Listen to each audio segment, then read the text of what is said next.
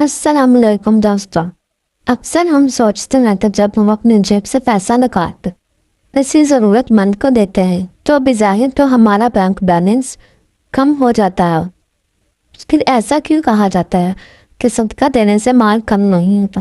ہمارے پیارے نبی حضرت محمد صلی اللہ علیہ وآلہ وسلم نے واشگاف الفاظ میں فرمایا کہ صدقہ دینے سے مال کم نہیں ہوتا۔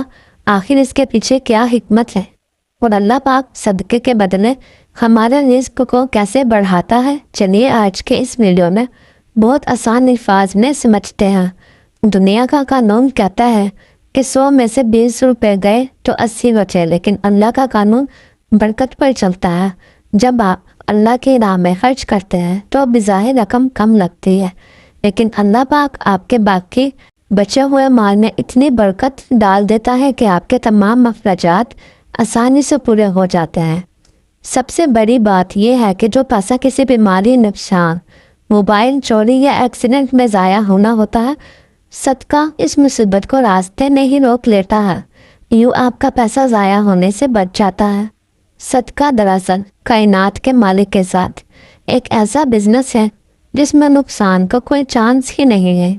اللہ تعالیٰ کا وعدہ ہے کہ تم میری راہ میں 1 دو گے، میں تمہیں 10، 70 بلکہ 700 گنا تک بڑھا کر لوٹاؤں گا۔ یاد رکھیں، ہاتھ روکنے سے رزق رک جاتا ہے اور ہاتھ کھولنے سے رزق کے دروازے کھل جاتے ہیں۔ تو آج ہی سے اپنی آمدنی میں سے چھوٹا سا حصہ ہی صحیح پر صدقہ دینے کی عادت بنائیں۔